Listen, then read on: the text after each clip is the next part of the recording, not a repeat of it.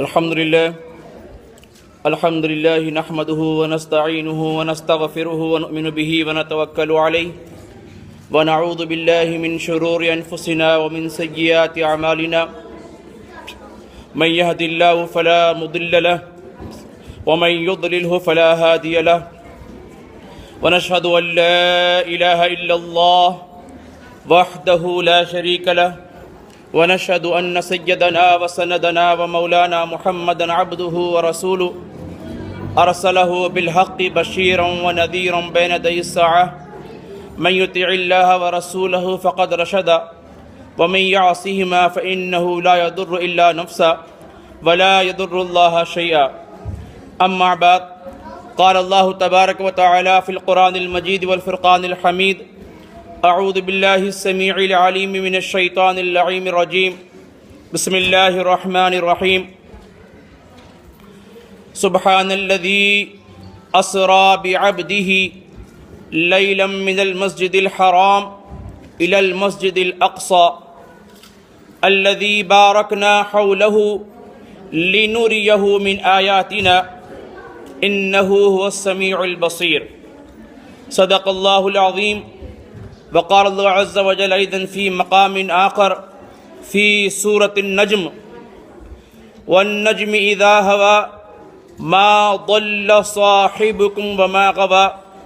وما ينطق عن الهوى إن هو إلا وحي يوحى علمه شديد القوى ذو مرة فاستوى وهو بالأفق الأعلى ثم دنا فتدلى فكان قاب قوسين أو أدنى صدق الله العظيم وبلغنا رسوله النبي الكريم وقال الله عز وقال النبي صلى الله تعالى عليه وعلى آله وأصحابه وبارك وسلم رأيت ربي بقلبي وبعيني أو كما قال النبي صلى الله تعالى عليه وسلم وقال النبي صلى الله عليه وآله وسلم الصلاة معراج المؤمنين وقال الصلاة عماد الدين أو كما قال النبي صلى الله تعالى عليه وعلى آله وأصحابه وبارك وسلم سبحانك لا علم لنا إلا ما علمتنا إنك أنت العليم الحكيم رب اشرح لي صدري ويسر لي أمري واحلل عقدة من لساني يفقه قولي واحلل عقدة من لساني يفقه قولي اللهم صل على محمد وعلى آل محمد كما صليت على إبراهيم وعلى آل إبراهيم في العالمين إنك حميد مجيد اللهم بارك على محمد وعلى آل محمد كما باركت على إبراهيم وعلى آل إبراهيم في العالمين إنك حميد مجيد قابل صد احترام و تعظیم معزز محترم اساتذہ اکرام معزز امیر اقرا پاک اقرا سوسائٹی سامعین اکرام نوجوان دوستوں پردہ نشین ماں اور بہنوں پیاری بیٹیوں السلام علیکم ورحمۃ اللہ تعالی وبرکاتہ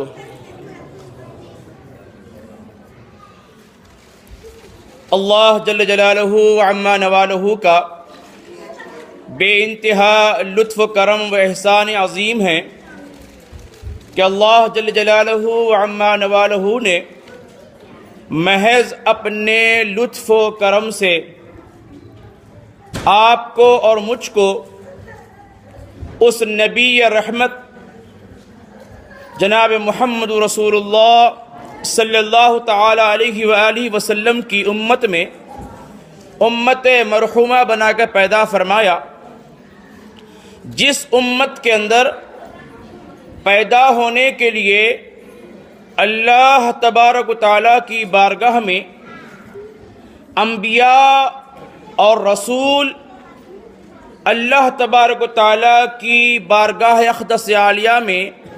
یہ گزارش کر چکے تھے کہ مولا ہمیں نبی نہیں بننا بلکہ ہمیں جناب محمد رسول اللہ صلی اللہ تعالی علیہ وآلہ وسلم کی امت میں امت محمدیہ بن کر پیدا ہونا ہے۔ بھائیو بزرگوں اور دوستو، آج ماہ رجب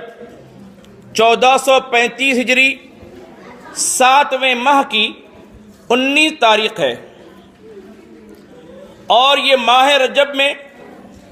اللہ کے نبی صلی اللہ تعالی علیہ وآلہ وسلم نے ارشاد فرمایا، رجب شہر امتی، الشعبان شہری ورمضان شہر اللہ، کہ فرمایا کہ رجب میری امت کا مہینہ ہے، رجب میری امت کا مہینہ ہے، اور الشعبان الشہری، شعبان کا مہینہ میرا ہے، یعنی کہ اللہ کے نبی صلی اللہ علیہ وسلم کا مہینہ ہے، اور رمضان شہر اللہ، اور رمضان کا مہینہ اللہ کا مہینہ ہے۔ یہ مہینہ، اس مہینے کی نسبت اللہ کے نبی صلی اللہ تعالی علیہ وسلم نے امت مرحومہ کی طرف منسوب فرمایا۔ یہی وجہ ہے کہ آپ دیکھتے ہوں گے کہ ہمارے ملک پاکستان کے اندر اس مہینے کے اندر جو بینک اکاؤنٹس وغیرہ ہوتے ہیں اس میں سے زکوٰۃ نکال لی جاتی ہے، اور اکثر اور بیشتر لوگ اس مہینے کے اندر زکوٰۃ ادا فرماتے ہیں، اور یہ مہینہ اس اعتبار سے بھی یادگار ہے، یوں تو اللہ کے نبی صلی اللہ تعالی علیہ وآلہ وسلم کی ساری زندگی معجزات سے بھری پڑی ہے۔ اللہ تبارک و تعالیٰ نے ہر نبی کو کئی عطا فرمائے معجزات، لیکن جناب محمد رسول اللہ صلی اللہ علیہ وسلم کی جب بات آئی تو تمام انبیاء کے جتنے معجزات تھے، اللہ تبارک و تعالیٰ نے تمام انبیاء کے معجزات ایک طرف اور جناب محمد رسول اللہ صلی اللہ تعالی علیہ وسلم کے معجزات ایک طرف۔ آپ کے کئی معجزات ہیں، کوئی نبی سے ایسی بات ہو جائے جو عام انسان نہیں کر سکتا، جو عام انسان کے بس میں نہیں ہے، عام انسان کی طاقت سے بعید ہے، اس کو جب وہ نبی کے ذریعے سے ہو جائے اس کو معجزہ کہتے ہیں، اور یہی کوئی اللہ کا ولی کے ذریعے سے اگر اللہ تبارک و تعالیٰ کرواتے ہیں تو اس کو کرامات کہتے ہیں۔ بھائی بزرگوں اور دوستو، میں گزارش کروں گا بہنوں سے تھوڑا سا تکلف فرما لیں۔ اللہ کے نبی صلی اللہ علیہ وسلم کی زندگی کا آغاز مکہ مکرمہ میں ہوتا ہے۔ ابھی تاجدار مدینہ صلی اللہ تعالی علیہ وسلم معصوم بچے ہیں، مکے کی گلیوں میں دوڑ رہے ہیں، کبھی بی بی آمینہ کی گود میں جاتے ہیں تو کبھی دائی حلیمہ کے پاس جاتے ہیں۔ روایت میں آتا ہے کہ دائی حلیمہ کی ایک بیٹی تھی جن کا نام حضرت شیمہ تھا رضی اللہ تعالی عنہ، یہ اللہ کے نبی صلی اللہ علیہ وسلم کی دو شریک بہن تھی۔ ابھی اللہ کے نبی صلی اللہ علیہ وسلم جھولے میں تھے،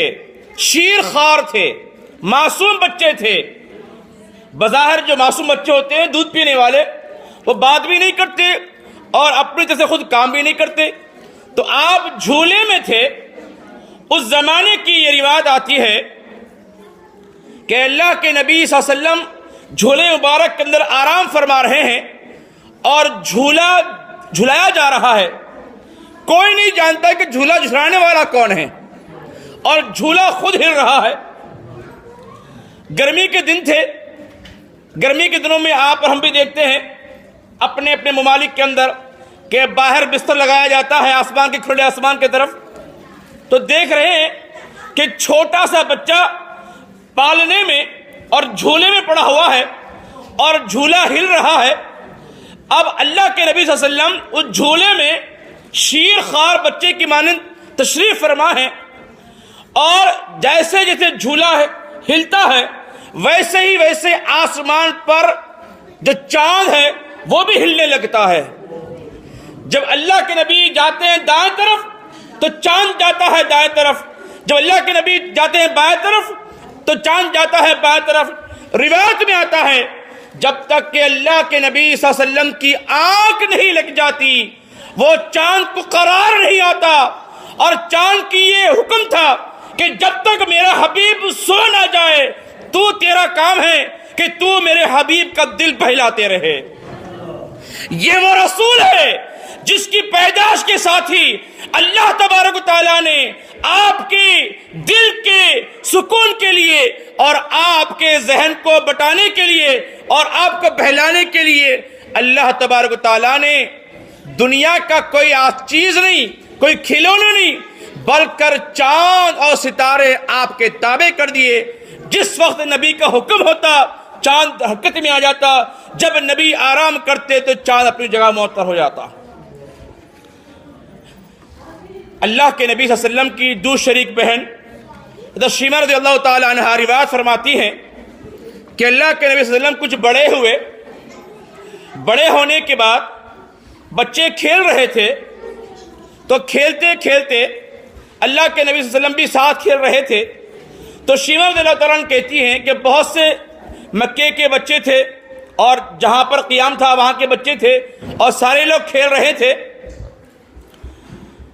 دھوپ مکے کی بڑی تیز، تو روایت میں آتا ہے کہ اللہ کے نبی صلی اللہ علیہ وسلم جس جگہ دوڑتے ہوئے جاتے، چلتے ہوئے جاتے، آسمان سے ایک ابر کا ٹکڑا مسلسل اللہ کے نبی صلی اللہ علیہ وسلم کی رکھوالی کر رہا تھا۔ سارے بچے دنگ تھے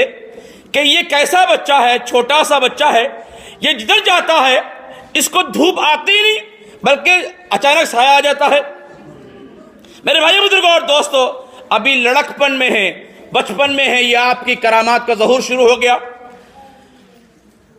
اگر میں اگر آپ معجزات کے بارے میں عرض کرنا شروع کروں تو شاید آج کا دن کا ناکافی ہو جائے، لیکن اصل جو میرا ٹاپک ہے وہ معراج کے واقعات کو بیان کرنا ہے کہ فلسفہ معراج کیا ہے، معراج کہتے کس چیز کو ہے۔ تو میرے بھائیوں بزرگوں اور دوستو، عرض کر رہا تھا اللہ کے نبی صلی اللہ علیہ وسلم کے زندگی کے جو بڑے بڑے معجزات ہیں اس کا ذکر کرتے ہیں۔ روایت میں آتا ہے کہ جب آپ حضرت سیدنا علی کرم اللہ وجہ الکریم کے ساتھ تشریف فرما تھے اور اتفاق سے عصر کے لیے نماز ادا نہیں فرمائے تھے اور سورج غروب ہو چکا تھا، علی کرم اللہ وجہ الکریم بڑے پریشان ہو گئے، کہا کہ آقا ہم نے عصر کی نماز ادا نہیں فرمائی اور سورج غروب ہو گیا اور عصر کا وقت جاتا رہا۔ اللہ کے نبی صلی اللہ علیہ وسلم مسکرائے اور مسکرا کر فرمایا کہ علی صبر کرو، حوصلہ رکھو، ابھی عصر کا وقت نہیں ہوا۔ پھر کچھ دیر میں آئے، کہا کہ یا رسول اللہ اب تو سورج کی جو روشنی ہے وہ مانند پڑ رہی ہے۔ پھر اللہ کے نبی مسکرائے اور فرمایا کہ علی حوصلہ رکھو۔ تیسری مرتبہ علی کرنے نے فرمایا کہ یا رسول اللہ اب تو سورج غروب ہو چکا، اب مغرب کا وقت داخل ہو رہا ہے، یا رسول اللہ ہم نے نماز نہیں پڑھی۔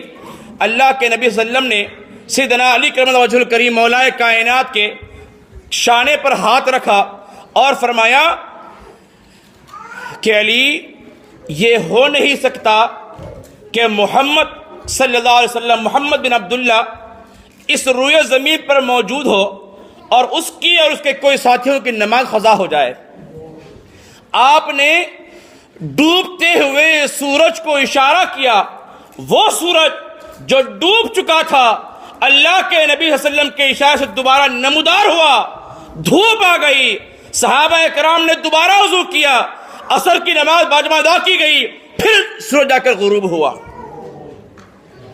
یہ تو واقعہ آپ جانتے ہیں۔ اللہ کے نبی صلی اللہ علیہ وسلم نے چاند کے 2 ٹکڑے کیے۔ کتنے واقعات ہیں۔ اللہ کے نبی صلی اللہ علیہ وسلم کے پاس ابو جہل آیا، ابو جہل آ کر کہا کہ محمد صلی اللہ علیہ وسلم، اس نے اپنے دونوں ہاتھ پیچھے باندھ رکھا تھا اور آ کر کہا کہ محمد یہ بتلا دو صلی اللہ علیہ وسلم کہ میرے ہاتھ